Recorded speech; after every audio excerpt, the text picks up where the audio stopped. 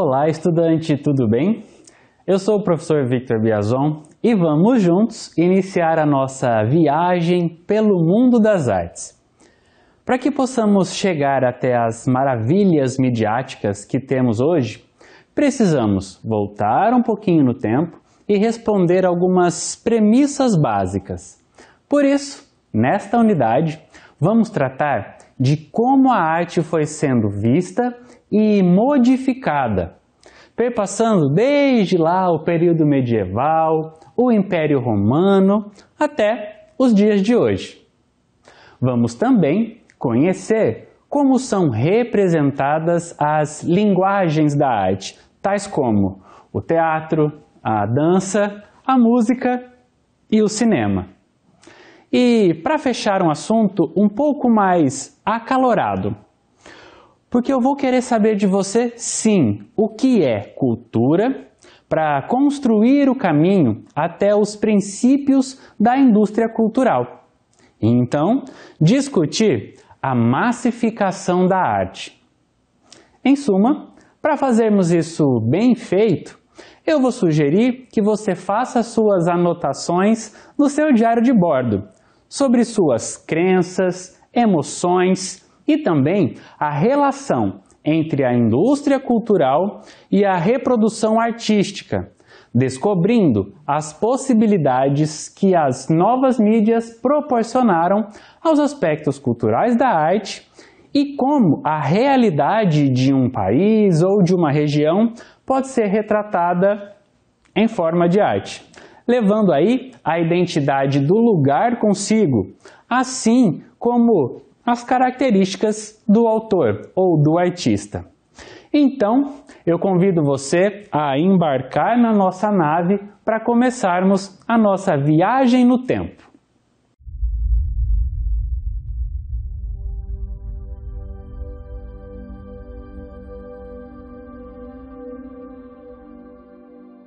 Olha só, como pessoas, como acadêmicos, profissionais, temos opinião, temos percepção ou ainda algumas certezas sobre coisas, sobre fatos e os elementos que nos cercam. Quando nos perguntam algo, temos normalmente uma resposta. E aí é importante que de fato nós tenhamos uma resposta. Ocorre que há respostas que são subjetivas, são do seu eu. Há fatos concretos e entendimentos que podem ser uma compilação de tudo isso. Aqui, na nossa aula, no nosso diálogo, tem uma pergunta muito importante que vai nos nortear até o final dessa conversa. E ainda mais.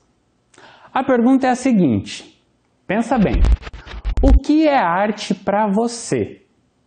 Difícil? Sim? Não? Mas pensa aí.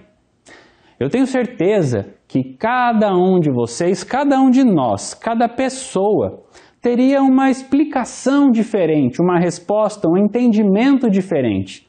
E utilizaria formas ou palavras bastante variadas para dar essa definição, para apresentar um conceito. Agora, uma coisa é comum e deve ser entre todos nós. A arte é compreendida como um dos pilares de todas as culturas, de norte a sul. A formação dessas civilizações também perpassa pela manifestação de arte de algum tipo. Então, nós também somos formados cidadãos porque temos arte ao nosso redor. Bom, sendo assim, por mais que alguns possam julgar que não tenho acesso à arte, isso está distante de mim, eu moro no interior. Não. Basta olhar ao redor, ouvir uma música, contemplar uma construção, que perceberemos que a arte está sim, constantemente nos impactando de alguma forma. Quer ver só? A arte está na comida que a gente come, na televisão que a gente assiste e até nos vídeos do YouTube que a gente passa madrugadas assistindo. Assim como também nas telas e pinturas dos museus. A arte passou por movimentos relevantes e sofreu transformações consideráveis ao longo dos séculos, assim como também surgiram invenções e inovações tecnológicas que fizeram com que a humanidade modificasse a percepção sobre o que ela é, tanto sobre o que a própria sociedade é, quanto ao que é arte. E novamente, como pessoas ou como estudantes, ao experimentar, pensar de forma mais organizada acerca do que a gente entende como arte e refletir a partir dessas construções teóricas que são muito mais próximas do que a gente imagina.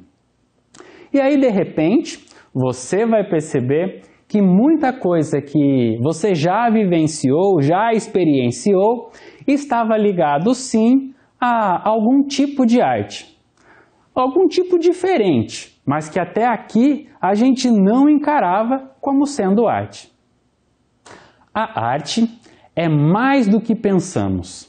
Ela tem a capacidade de se mesclar, de se fundir, mas também de se atualizar. Vamos construir aqui o nosso conceito de arte, juntando algumas peças ou ideias. E aí eu conto com você. Se nós tivéssemos que responder o que é arte é uma composição cheia de significados. E como nós já vimos, estes significados são bastante ou podem ser bastante subjetivos. A arte também é a expressão artística, é uma habilidade exclusiva da expressão artística. É uma habilidade também exclusiva dos seres humanos, já que nenhum outro animal, pelo menos até agora, possui tal capacidade de expansão criativa. Só os seres humanos. A arte é a forma de nós, seres humanos, expressarmos sensações e também emoções, usando dos mais diversos materiais e também as mais diversas plataformas. Arte também são certas manifestações da atividade humana diante das quais o nosso sentimento é admirativo. Isso quer dizer que a nossa cultura possui uma noção que denomina solidamente algumas de suas atividades e também as privilegia. Vem cá, vamos construir ainda mais? Vem comigo, embarca nessa. Quando você vai criar algo, seja um desenho ou um trajeto novo para ir para o trabalho, o seu estado de espírito, a forma como você acordou naquela manhã, te influencia? Sim ou não? A mesma coisa acontece quando da criação de qualquer tipo de linguagem artística, porque esta arte que está sendo criada também está ligada às sensações e às percepções do artista. Aquilo que ele sente, aquilo que ele pensa e como enxerga as coisas. Um exemplo bastante claro que a gente vai tocar daqui para frente é a música. Vou dar um exemplo que talvez muitos de vocês conheçam. Artistas duplas sertanejas que elaboram suas letras, elaboram suas canções após ter passado por um desencontro amoroso. Assistindo ao filme Ghost, Do Outro Lado da Vida, quando o casal principal está moldando aquela peça, eles estavam envolvidos em diversos sentimentos. E a partir disso, cria-se uma obra, cria-se arte. Viu como a arte está perto de você? E também vimos até aqui que existe sim um certo desalinhamento teórico ou que não existe uma verdade absoluta quanto ao conceito de arte. E por conta desta variedade de interpretação, também é possível perceber uma mudança na interpretação da própria arte ao longo do tempo. Por isso que muitas vezes nós temos a impressão de que não estamos muito próximos da arte, mas nós estamos constantemente. Quer um exemplo? O grafite. Antes, esta arte era associada a práticas juvenis delinquentes, como a pichação, e conquistou o status de manifestação artística com direito até à exposição na Pinacoteca de São Paulo. É uma pintura feita na rua por artistas conhecidos ou anônimos e que geralmente apresenta cores e expressividade da realidade, sendo feita muitas vezes em muros e espaços urbanos. Agora, o que nós podemos afirmar até aqui é que a arte é cíclica e transitória. E assim como eu e você temos entendimentos diferentes sobre aquilo que é bonito, ou belo, ou feio, a arte depende também de expectativas, de gostos, de sentimentos, de interpretações, subjetividades e também preferências das pessoas que a observam. Então, mesmo sem a percepção das tendências e técnicas artísticas, normalmente as pessoas consideram ser estético tudo o que tem capacidade de tocar os sentimentos e de alguma forma emocionar.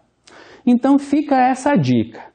Se você ouve uma canção, se você contempla uma construção, uma peça e aquilo te emociona, aquilo te toca de alguma forma, para você aquilo é arte.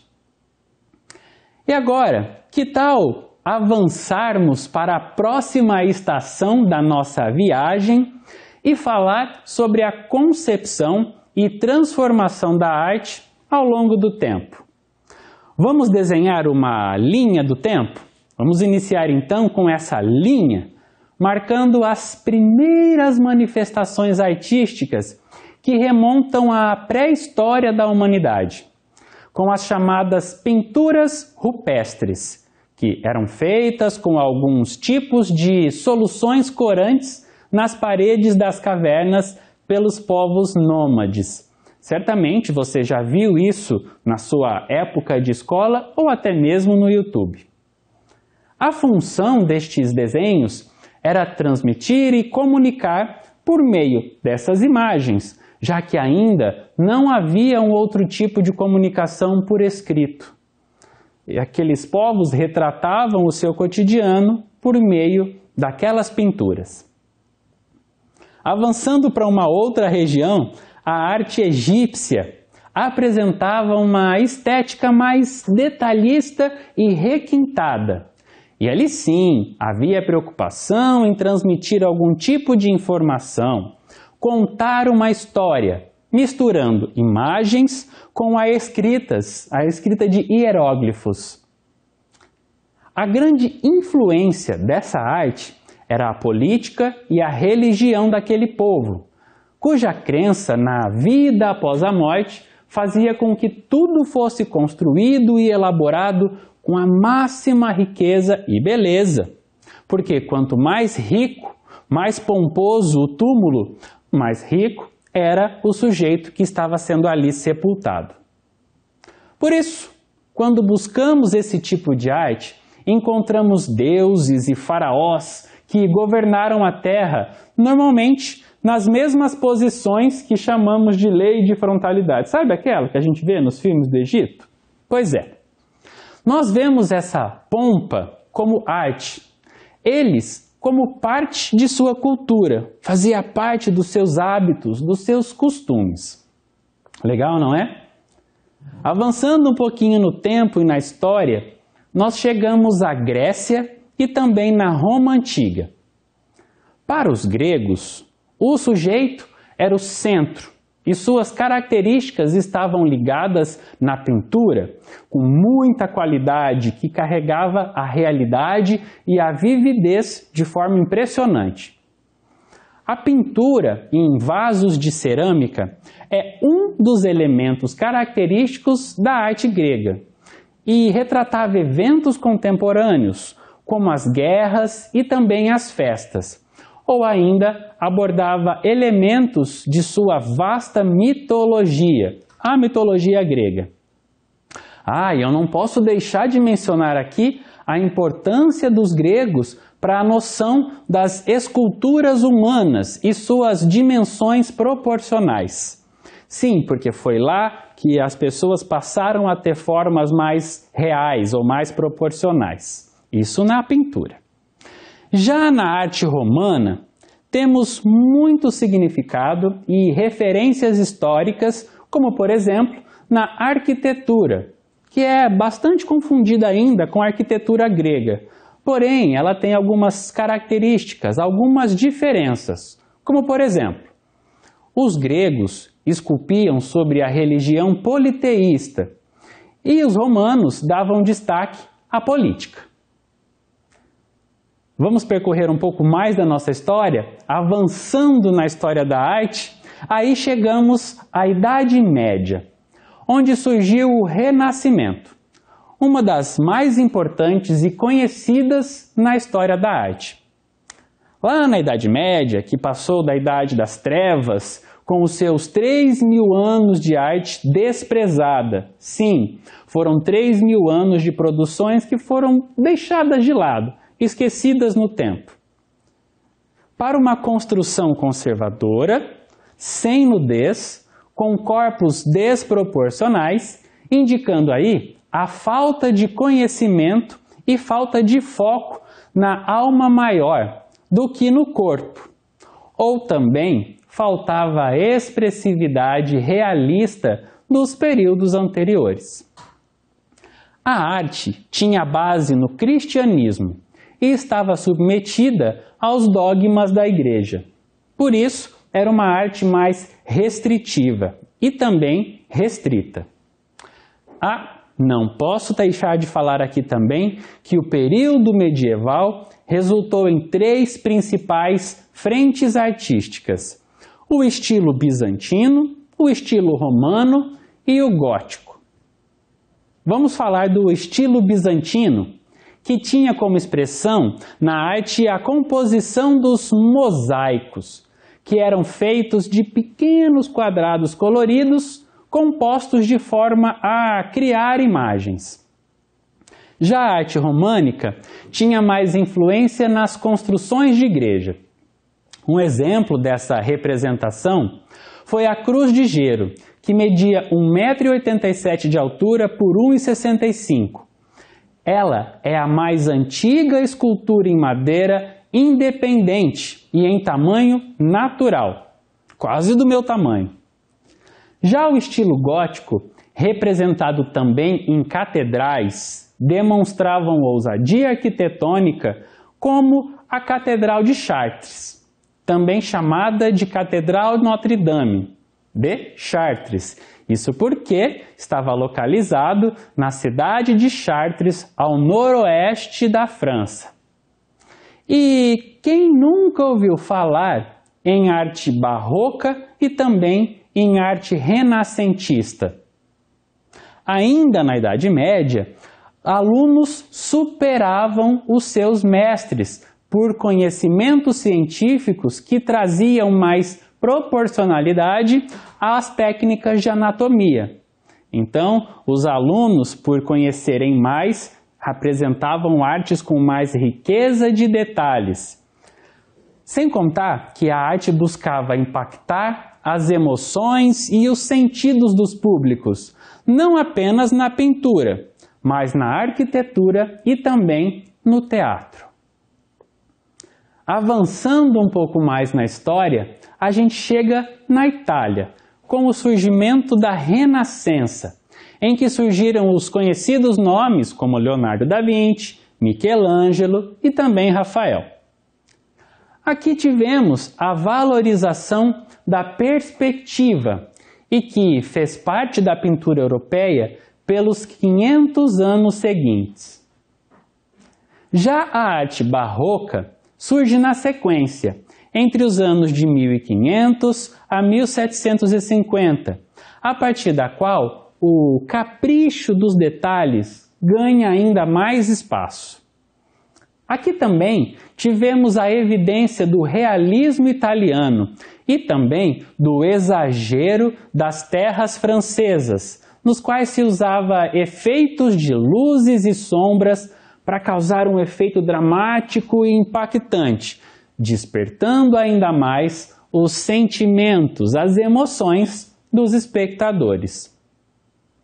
Aqui no Brasil, temos as obras de Aleijadinho, que representa também a arte barroca. Legal, não é?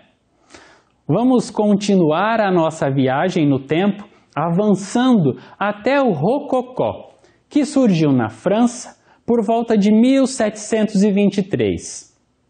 O neoclassicismo, que buscava uma forma de adaptar as características lá do passado à modernidade que vivenciava-se naquele momento. E eu não posso também deixar de citar aqui o romantismo, que trazia sim a influência do romance, do amor em suas obras, mas também trazia outros sentimentos, a aflição, a dor, a saudade e o sofrimento. Nesse período, houve a valorização dos sentimentos puramente humanos, na arte, também sendo ela variada na literatura, na escultura, na dramaturgia e também na pintura. Nessas representações, o sentimento estava ali. No realismo, não trazia um tom de sensacionalismo nas pinturas feitas. Era de fato uma imitação precisa da percepção da realidade. E ainda, no século XIX, com a valorização do ferro nas obras arquitetônicas, certamente essas vocês conhecem bem. Temos em 1889, na França, que foi construído um dos maiores símbolos e referências do país. Sim, eu estou falando da Torre Eiffel, um dos maiores símbolos também da era industrial. É claro que ao passo que avançamos na história, temos movimentos artísticos que continuaram em transição, acompanhando os avanços e as transformações da sociedade humana. Evolução essa que, com base na melhoria da tecnologia, até que tivéssemos ainda mais rompimento do conceito frio do que é arte. E agora, que tal falarmos sobre a manifestação da arte e como ela é representada? Já que até aqui fizemos um percurso histórico para conhecer a história da arte, vamos falar também sobre a representação dela.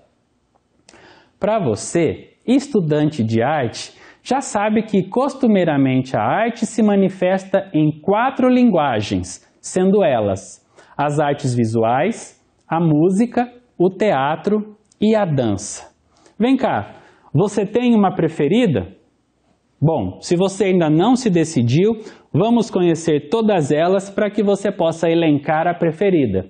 Mas só se você quiser, você também pode gostar de todas.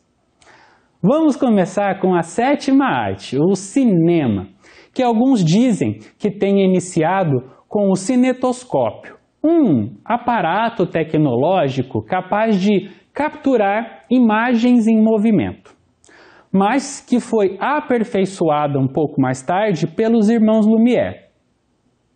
O espectador do cinetoscópio tinha de observar, durante um tempo limite, normalmente 15 minutos, as imagens no interior de uma câmera escura, olhando com apenas um olho, tipo ali o binóculo. Então imagina você entrando numa câmera escura e olhando por um tempo determinado aquelas imagens em movimento. Mas foi somente no início do século XX que o cinema se afirma como arte. E isso ocorreu, sobretudo, pela ação dos artistas interessados em teatro, em mágica, o ilusionismo e todo tipo possível de efeito cênico. Todos nós sabemos como a arte é cinematográfica e aclamada, que movimenta bilhões, porque sabemos, porque somos audiência dos filmes e séries de Hollywood.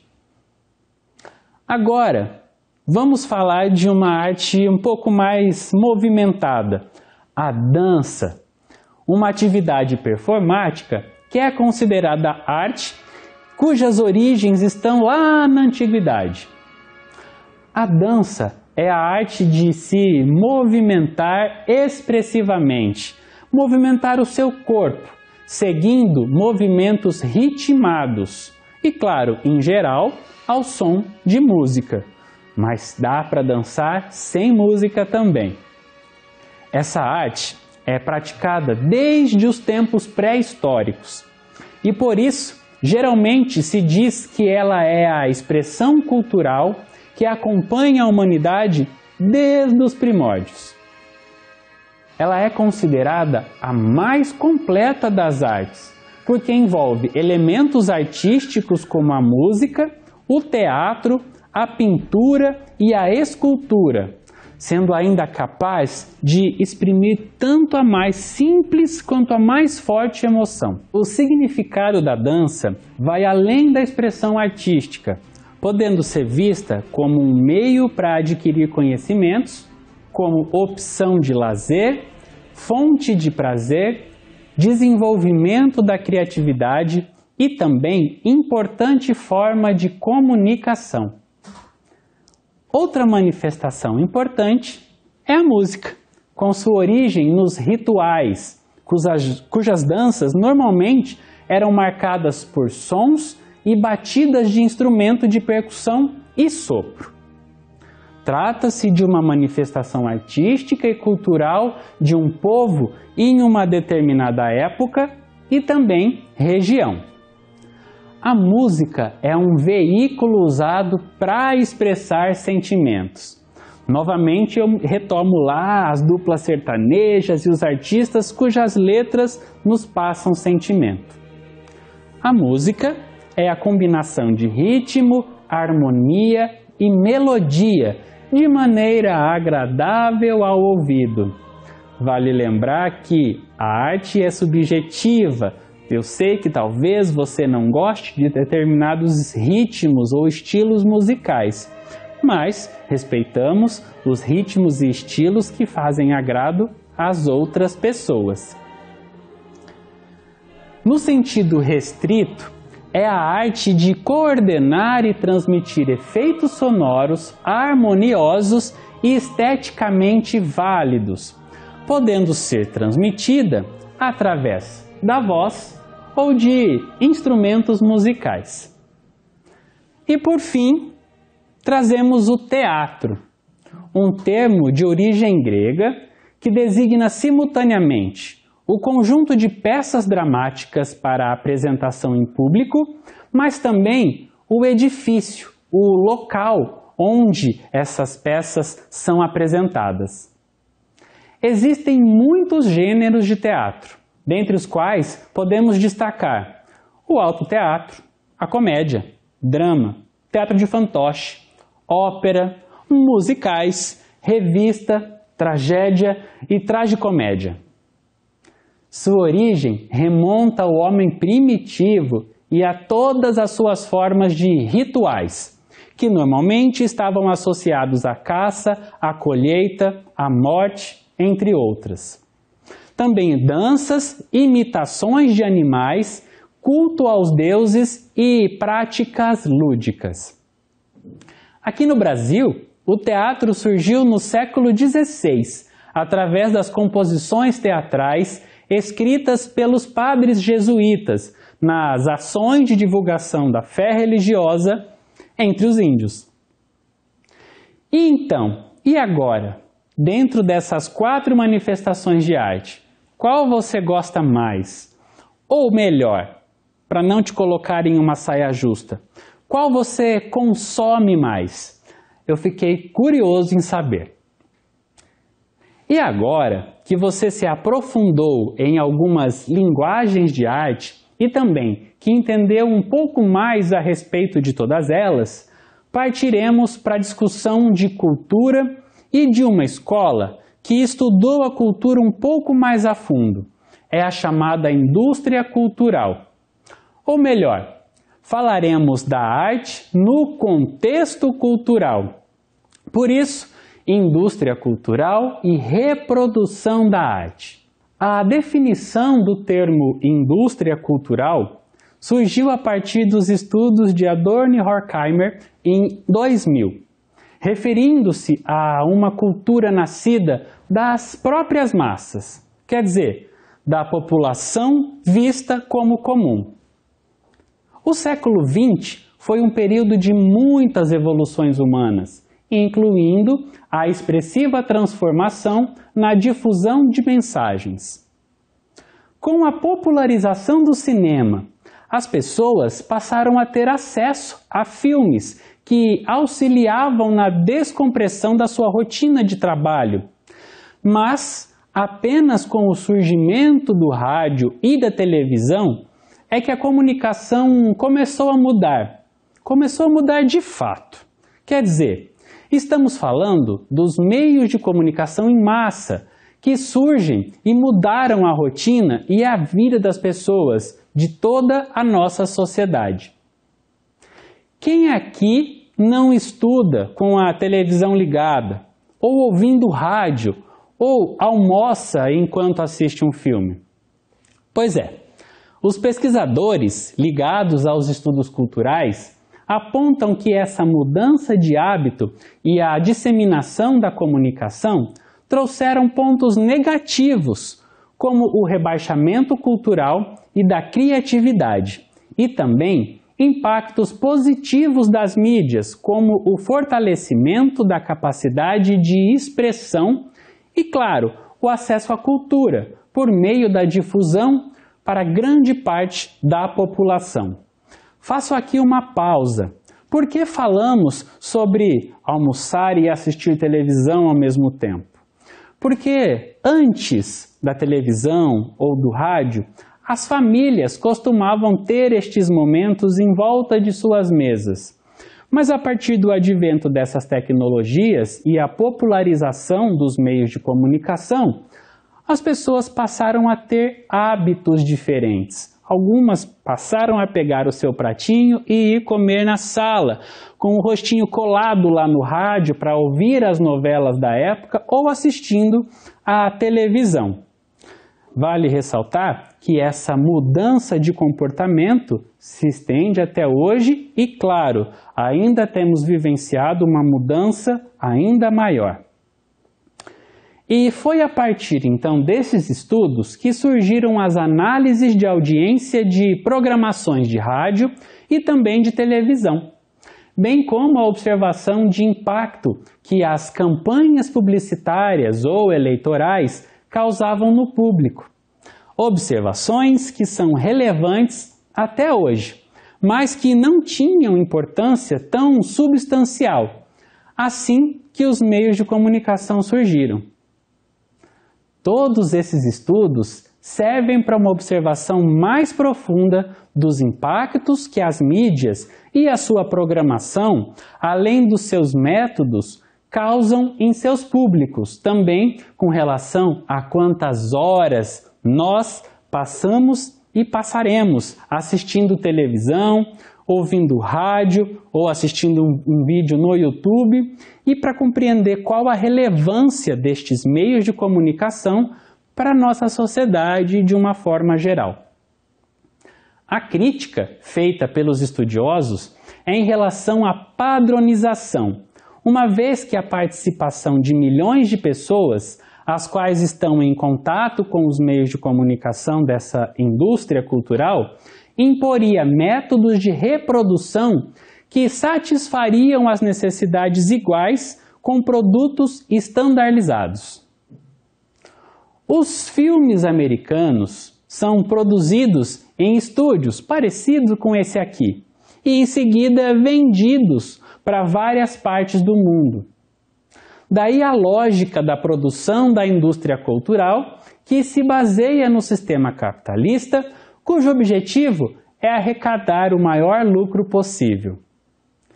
Apesar de termos estas fórmulas pré-fabricadas tão comuns na indústria cultural, é possível serem encontrados não somente no cinema, mas também em algumas séries de televisão mais antiga, na literatura e nas novelas, casos cujas produções artísticas que não contam com o desfecho clichê, que não ganham tanta aprovação do público como as que carregam acontecimentos já previstos. A mocinha que fica com o mocinho e essas coisas. Uma parcela do público considera desperdício de tempo e de dinheiro a ausência dos elementos de lugar comum a que está acostumada, como o tão esperado final feliz ou com o bem prevalecendo sobre o mal, que são essas receitinhas de filmes e novela que estamos acostumados. Então, depois de todos esses argumentos, retornamos ao nosso questionamento inicial sobre as concepções de arte. Vem cá, você já consegue ter uma resposta? Consegue me explicar? O desafio agora é prestar atenção nas manifestações artísticas que conhecemos até aqui e entender como você pode registrar os seus achados aí mesmo na sua cidade. E mais, construir formas de levar essas descobertas aos seus futuros alunos. Nós ficamos por aqui, mas temos um encontro na nossa próxima aula. Até lá!